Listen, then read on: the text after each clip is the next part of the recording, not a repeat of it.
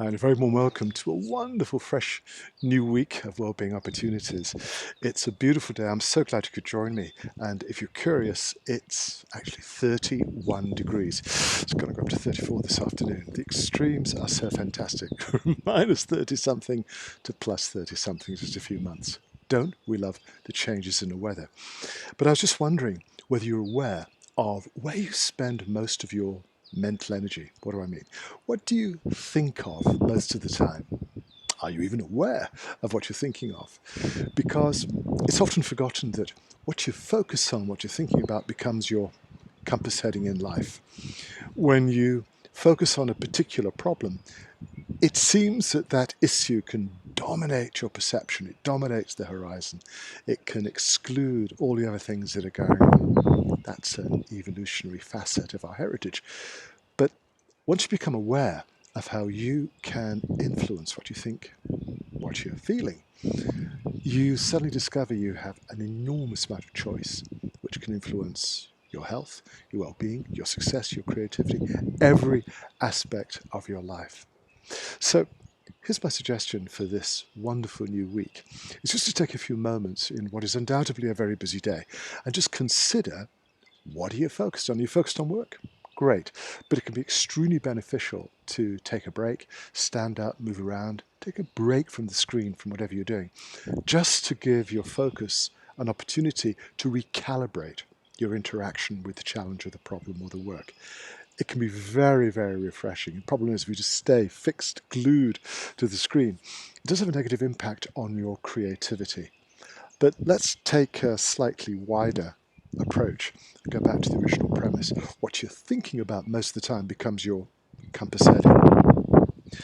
That's a very, very powerful insight into the nature of how the mind works, how it influences the outcomes that we experience.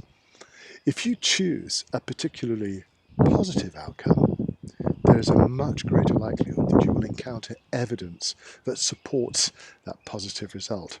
I don't know if you guys ski. I've just come back from being in the mountains. And one of the first things it taught us is always look at the point that you're heading for.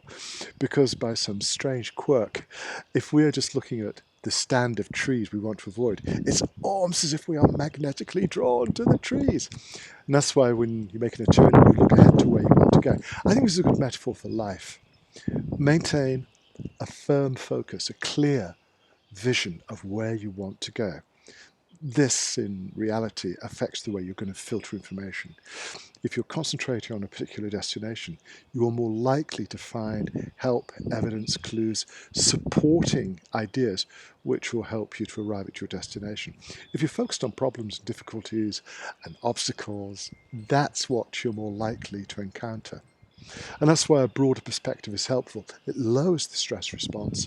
It helps you to get a wider perspective. And that's where you're more likely to find the answers you're looking for, not just to help you achieve your goals, but also to overcome some of the challenges that we inevitably face. This is just basic human dynamics 101. It's how we're wired as a species. And when we're aware of that, we can use that particular quirk of human nature to our advantage for a happier, healthier, even a more successful way of living. So just be mindful of what you're spending most of your time focused on.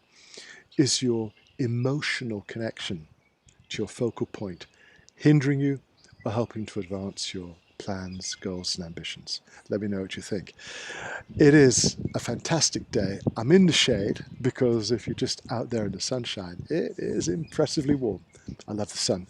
What I'd love to do right now, though, is to wish you the most wonderful week and just to leave you with the thought that I will look forward to being back with you again very soon. Bye for now.